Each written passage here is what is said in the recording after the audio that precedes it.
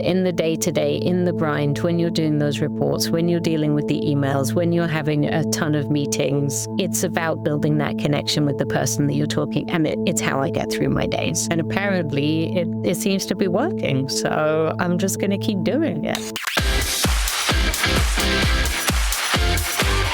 You're listening to the Affiliate Marketing Podcast, powered by Affiverse, ultimate destination for affiliate program news, insights, growth opportunities, partnerships, and affiliate program strategy. You're listening to the Affiliate Marketing Podcast, a show dedicated to helping performance marketers, affiliate managers, and brand leaders stay ahead in this fast-changing industry.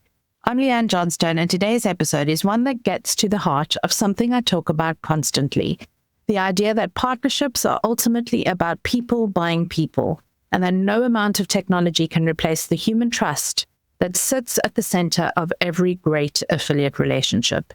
My guest today is an experienced affiliate professional, having cut her teeth in this industry at big agencies working on client brands around the globe, and now leading an entire business that serves multiple brands in partnerships.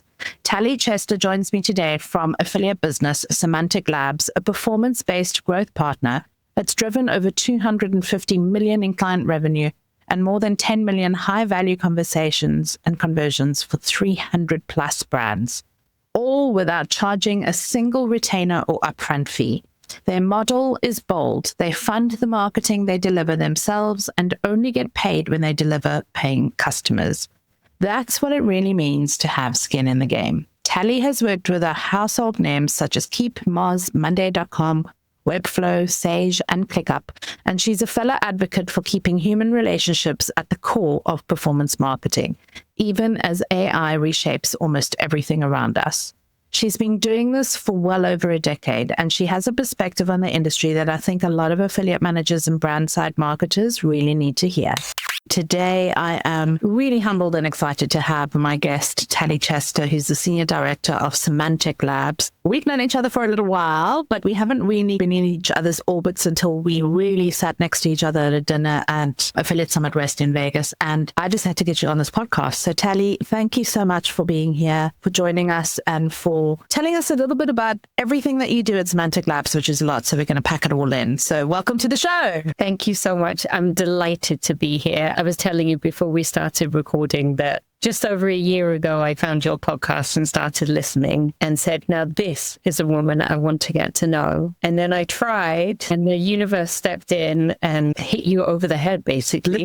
Literally. And we weren't able to meet in the autumn. So the fact that we were placed next to each other at dinner in January at ASW has delighted me, and I'm so grateful to be chatting with you today. Yeah, so tell my audience, because I do have quite a large audience from around the industry, how did you get into affiliate marketing? Because that's kind of like the first question I ever ask people, and everybody's story is unique and crazy how they landed up in this space. So how did you land up at Semantic Labs? I was born and raised in London and then emigrated to Canada. And somewhere around 2010, I was a bit lost and got a job as a fundraiser for Greenpeace. And I started knocking on doors. That's where I started, and quickly rose up the ranks, became a team leader and then fundraising manager. Got headhunted to move back to the UK and head up a fundraising team for the Red Cross, and then approached me in the UK, and I helped head up their fundraising team there. And that was over the process of a few years. I realized I fell in love with digital marketing. I was lucky enough to move to New Zealand and set up a few marketing campaigns for non-for-profits there, and then started my own consultancy business, working for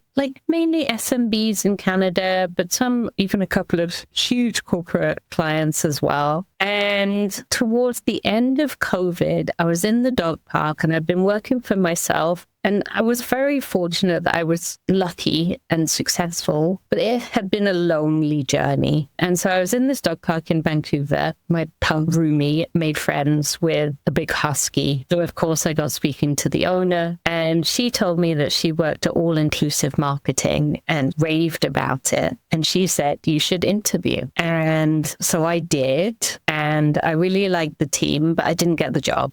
And so I took the opportunity to go back and finish my master's, which I did. And then on the day I finished my master's, Chrissy from AIM HR called me and said, we'd like to extend an invitation. And so I interviewed with the head of B2B at the time, and we just clicked. And so somewhere along the line, through a series, mainly just random meeting a woman in the dog park, I got a job, as you do. I got a job as an associate account manager at AIM and the B2B team. And then just really, I loved the culture at AIM. I thought Sarah Bundy, who started AIM, she leads with the heart. There was a really special culture there that even in the non-for-profit world, I'd only caught glimpses of. At the beginning, there was a lot of jargon. I had no idea what most people were talking about for the first 12 months, but I picked it up quickly and I realized that affiliate marketing is all about relationships, and it's all about building relationships with people, being vulnerable and having humility and being curious. And so I stayed at AIM for a few years, made a lot of friends in the world of affiliate marketing, and somehow through a series of extraordinary circumstances, when Semantic Labs was acquired last July with the backing of Ziff Davis, approached by three new owners, but two of them approached me and said, we bought Semantic Labs. And I thought, oh, good for you. Very happy for you. And then they said, and we'd like you to come over and help us run it. And I was gobsmacked. I had a contract open because I was with him for another job for a different role as a affiliate marketing manager. And I said, well, I've literally got a DocuSign open. I was about to sign a contract this 10 minutes ago. And they said, we better move fast. So I went to New York and met them and met the team at Ziff Davis and just realized that they are consummate professionals, so very kind and generous and super transparent. There's no BS working with them. And it's exactly the kind of team I want to be part of. Here I am almost a year into being at Semantic Labs. And that was a very long-winded way of telling you how I ended up here. But beautiful as well, because a lot of people fall into this industry through chance. I know I did 20 years ago. And we end up, it's almost like the industry chooses you. You don't choose it because nobody really knows what affiliate marketing is in the broader sense of the word, but it chooses you. It seems to gather the people that really care about relationships and care about partnerships on a deeper level. And so we all migrate into this wonderful space called the affiliate industry, which just seems to be growing exponentially year on year. And we're coming up to the APMA in the UK is going to be releasing its State of the Nation report shortly. And it just amazes me to see how the numbers are growing each year. And I'm sure that too with all the clients that you work with. I think now is probably a good idea just to tell people who and what is Semantic Labs, and then we can get into some of the things that we want to talk about today. Yeah, I'd be happy to. So Semantic Labs has been around in this incarnation just over a decade, but really, I think, closer to 20 years. Originally founded by a man that's a bit of a legend in the affiliate world, Erwin. In my mind, I worked with him for years when I was managing affiliate programs, and he was always the top performer, if not top 5 performer. Really just driven and super interesting. And in my mind, he was this mad genius that lived on a cave in a beach with 17 screens and just worked 18 hours.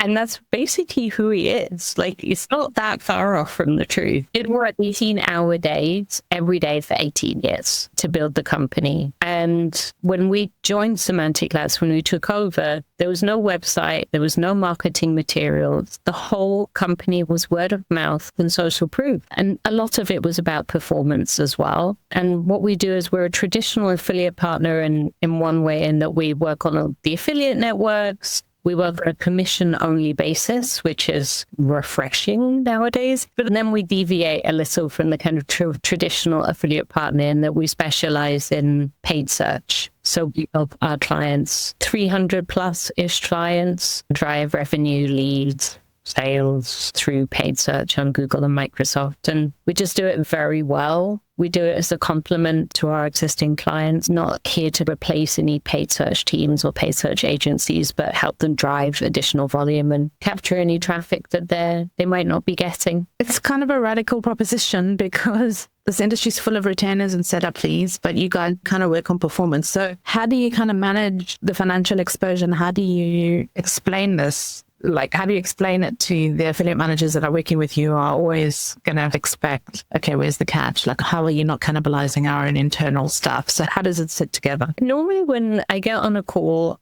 within the first 2 minutes, I let them know anyone I speak to that would performance only, because I've been on many calls with publishers. I get to the end and I think, this sounds brilliant. And then in the last 90 seconds, they say, and that will be $10,000. So I'm very, very conscious of being very forthright and very transparent that we work on the performance only basis. And then some of it is proof. We have 300 clients who've been going for 18 years. We haven't seen a case with a client where we've increased their costs. And then some of it is we just understand the mechanics of Google Ads. Our founder understood Google Ads better than Google Ads knows Google Ads. And so it allows us to utilize the platform where we complement our clients' existing programs without cannibalizing them. Well, there's forced accountability in that, because you're taking the upfront hit with your dosh. You're then investing against a brand, a product, a service, whatever kind of client you're working with. And you do work across multiple verticals. It's not just lead gen or anything else. And then there must be a team culture of accountability within your business to actually deliver against that. Yeah. So once a month, we go through all 300 of our clients. We look at how much we've spent, how much we've made them, and how much we've made ourselves, of course, in commissions. And that's like a grueling, nitty-gritty task. But the whole team is on that call, and sometimes it crosses several days.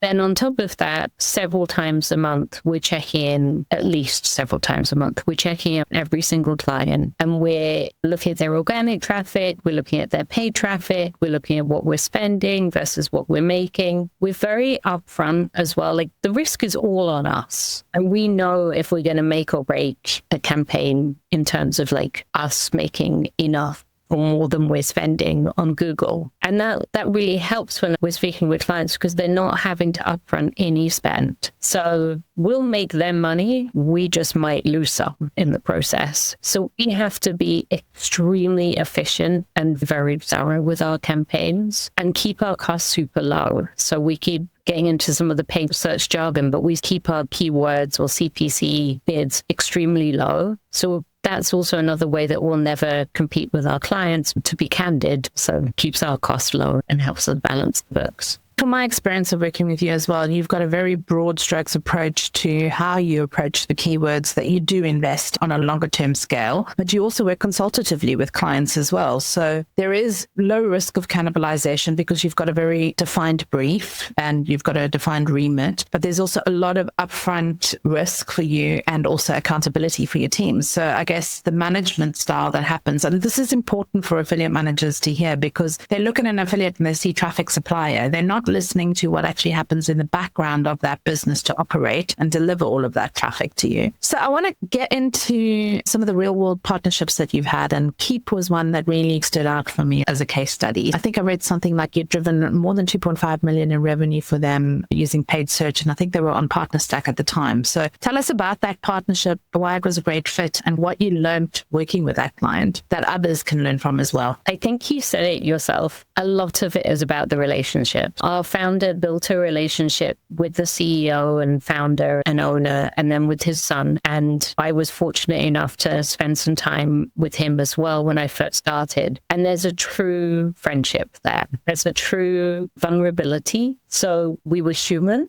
with each other. We talk business and we make sure that all the T's are crossed and the I's are dotted. And with Semantic Labs, there's nothing behind the scenes. I get this question a lot, like, yeah, but who are the people behind the scenes? And have you got teams in India? Or are you using AI? Or how many ad accounts do you have? And it's none of that. It's the six of us. What you see is what you get. And that's the best relationships understand that. They see us for who we are. And some of that takes years and years, right? To remove any suspicion. Or some of it is like you and I. We knew immediately. There's no suspicion. We get it. I always say, like, your vibe attracts your tribe. And I guess it's the same for affiliates. Like, they will feel when an affiliate manager is somebody that they can trust, because more often than not, affiliates are taking the risk up front, and or they are buying into the product or service that you're trying to ask them to promote. They either love the product and they want to promote it because they get it, or they love the person who's promoting that program because that person sees them. And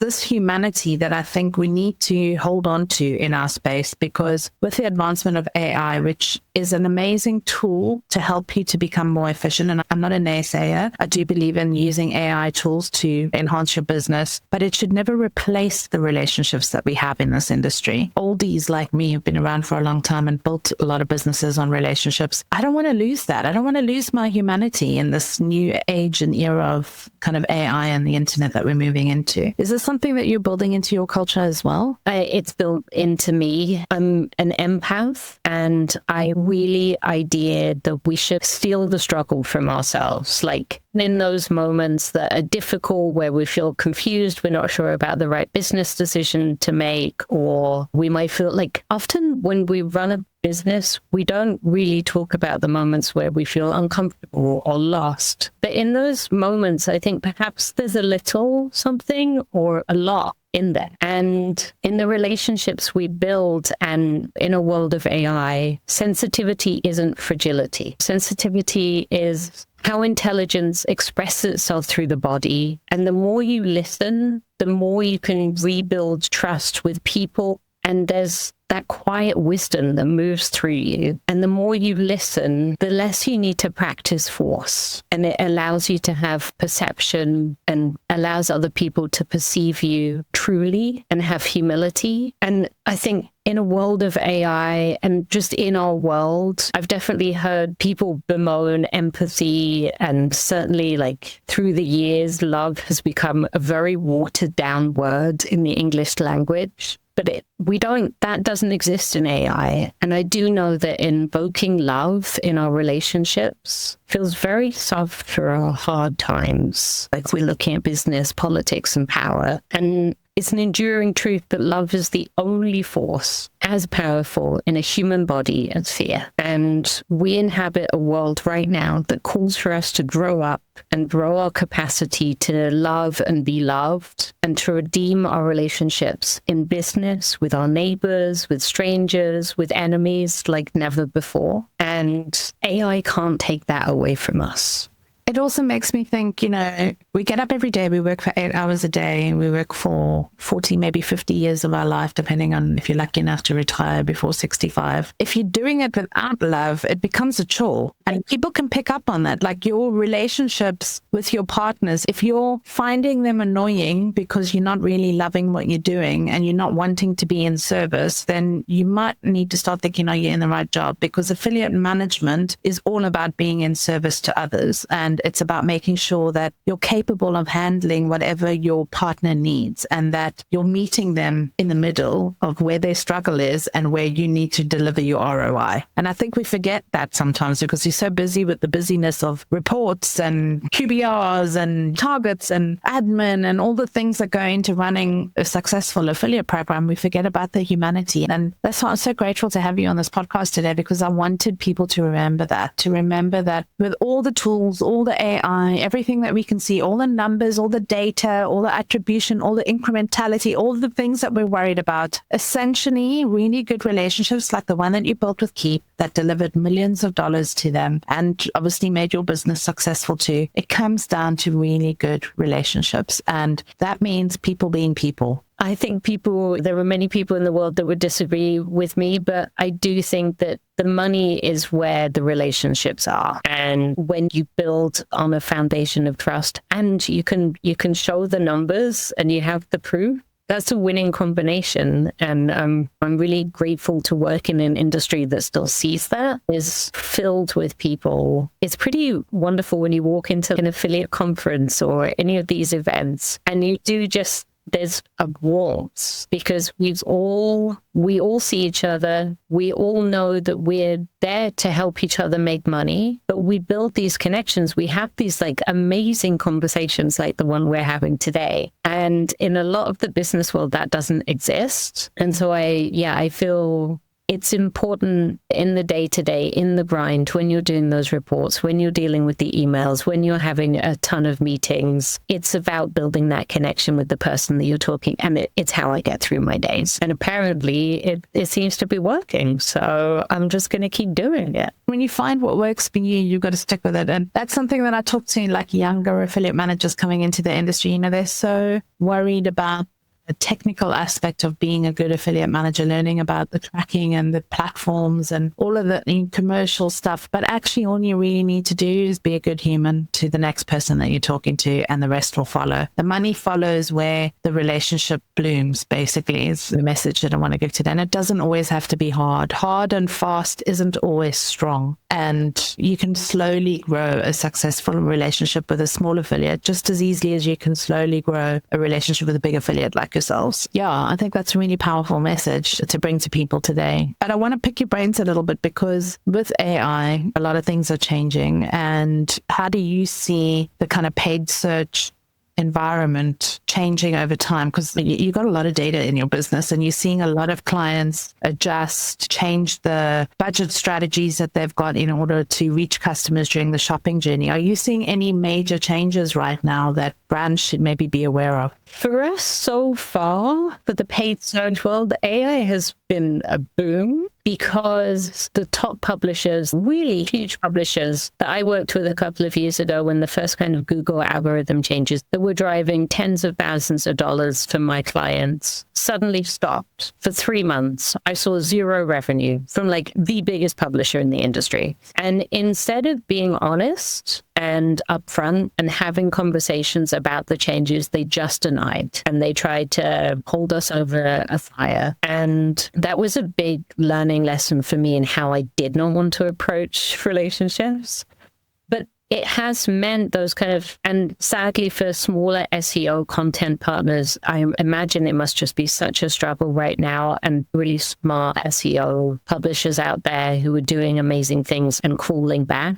But for paid search, for us, it's meant that paid search has become more valuable than ever, because if you want to get your brand visibility out there, anyone who claims to be an AI specialist and can guarantee that they will get their content featured and cited in AI, they're not telling the truth. None of us have 10,000 hours yet. Well, I am a believer that's what it takes to become an expert. And with paid search, we know that it will help a brand show up, and they will get that visibility that may have been lost through SEO organic traffic.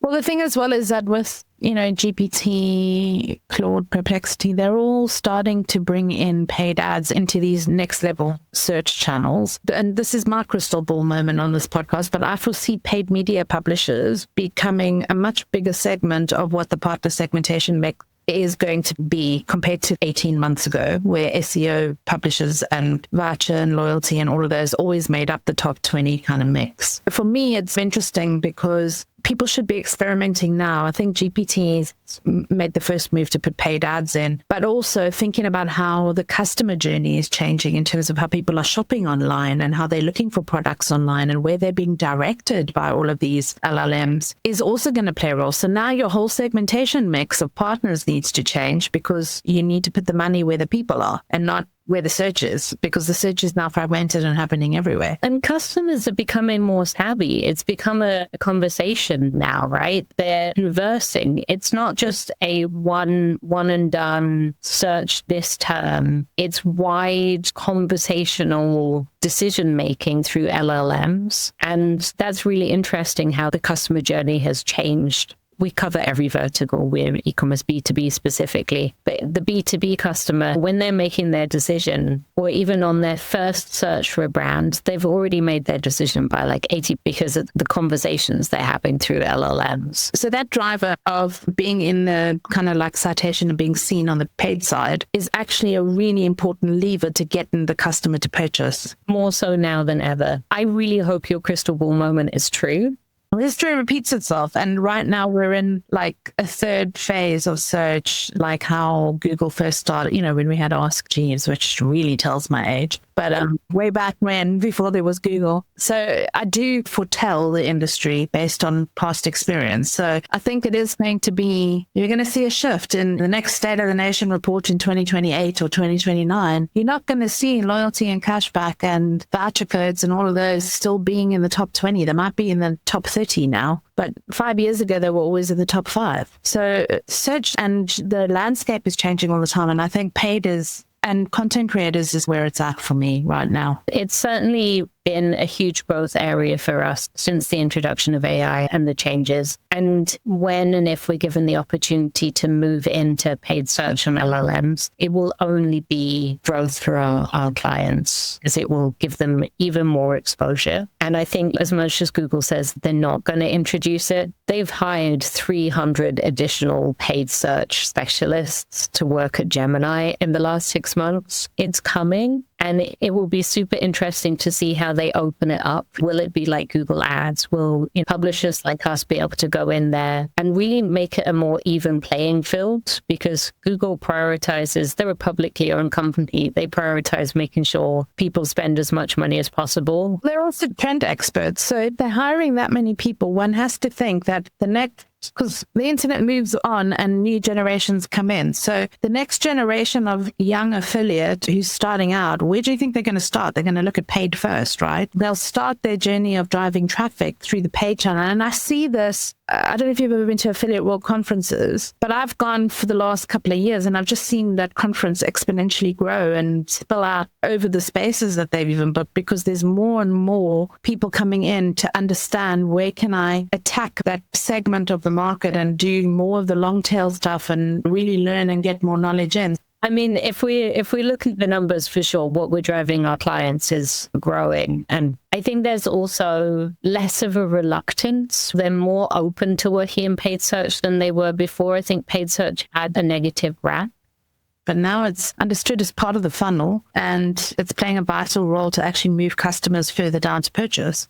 And I mean, one thing you were talking about, coupon partners, I think a lot of them did paid search. And in fact, it did a disservice to brands because like we will never use coupon codes or vouchers or discounts as part of our long tail strategy ever, because actually I think it devalues a brand. And I think that is one of the shifts that's happening as well, because if particularly for an enterprise brand, they're not going into LLMs and making those searches. They're doing research and they're being more thoughtful and really looking at what does that product have to offer rather than just looking for a cheap discount code. And that's probably where some of the paid search has happened, certainly for us, and that different kind of coupon partners. But what I have seen with paid search is lots of publishers start. I haven't quite ever, and I was always looking for another Semantic Labs. Always. When I was an affiliate manager, I was like, let me find another Semantic Labs, please. And I never quite found a publisher that works in the way we do. And I think some of it is really hard. It is hard to make it work because you're having to drive a lot of volume at low cost. And doing that on Google Ads requires manual, like daily, kind of minute grind attention. The phrase, if it was easy, everybody would do it. I mean, 18 hours a day for 18 years, that's skill. And you can't replicate that just overnight with money. It doesn't work that way. And the same can be said about affiliate management. Just because you say you're an affiliate manager doesn't mean you're a good one. It's actually, about being in there and doing that, like those daily tasks that we were talking about, really looking into the numbers and constantly monitoring. And then building the relationships with the people that you work with to be able to have like open, honest conversations with them and then become friends with them ultimately, which makes it enjoyable. All right, we're round to the rapid fire round, which is where I throw you 5 questions and you have to answer and shoot from the hip. So here we go. Number 1, performance marketing in 3 words. Relationship, accountability, humility. The most underrated quality in a great affiliate manager in your experience. Vulnerability, being real. One of my clients, she was an affiliate manager, I was an affiliate manager, and we helped run their program. We worked together for years and we had a book club. So I think that we were vulnerable enough to be able to like take some time out and just be human with one another. Love that. All right. Human relationship or data point? Which one closes the deal? Human relationship. You know me. The one question every brand should ask before launching their affiliate program. Oh, it's a very good question. I think they should look at the landscape. So I think full competitive analysis of what your competitors offer in terms of product, but also what they offer in terms of their affiliate program, and having a true understanding of at least your top 5, if not top 10 or 20 competitors, and doing a really in-depth. When I do an audit, launching a new affiliate program, I'll do an audit which will take 20 hours. There isn't one question. There's maybe 100 to 150 questions that have to be asked. And you have to know your brand and all of the other brands and their affiliate programs and their commission structures and the affiliate networks inside out. It's okay to take 4 or 5 weeks at least to do that. Always prepare, like always be more organized up front, because then you know how to deal with changes, market trends, things that are happening, and you can deal with it a lot more effectively. Okay, last question. Something you wish brand side marketers understood about how performance partners actually work. It's really interesting because I was a brand side marketer and now I'm a partner. I've seen things from both sides. I think a good publisher will be looking at how much money they can make a brand. Because particularly if you're working on a commission only model, that backs out for us. It means that we make a lot of money too. And if you're working with publishers who are not thinking that way and they're just giving you a price tag without really thinking about what they can drive for you, or even just proving, with Semantic Labs, what we do is we launch and then within a couple of weeks, everyone's, oh yeah, we love them. We want you. We'll stick with you for years. Make publishers prove the performance. Yeah, love that. Love it. Keep yourself accountable. All right. That's it for this episode because we are out of time, but it has been an amazing conversation. I want to remind everybody to keep their humanity as we move into this new age of AI, to focus on partnerships because they do matter. And I think they will continue to matter in this industry. And thank you so much for sharing what Semantic Labs is up to, how you do what you do and why you do what you do, which I think is just as important. Been an absolute pleasure to have you on the podcast this week. It's been wonderful. A dream come true, honestly. Tally, this has been such a genuinely important conversation, and I think that we'll take away from it your point about trust being built person to person, regardless of what the technology around us looks like. In an industry that's moving fast, that reminder to keep human in your partnerships is something every affiliate manager and marketer needs to hear right now. If you want to learn more about Semantic Labs and how their performance-based model could work for your business, head on over to semanticlabs.com. There are case studies, explainers, and ways to get in touch with them directly. And if you're in the B2B SaaS space running an affiliate program and you want to get a little bit of help with that, you can contact me over at converge.io. It's free to have a quick strategy call with our agency team, or you can tag me on LinkedIn and let me know how to help you take your conversation forward.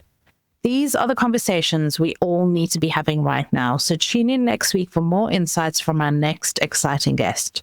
And don't forget to subscribe and leave us a review whenever you're listening, and we'll see you on the next episode. I'm spending so many hours at my desk and I'm not seeing results. What am I doing wrong?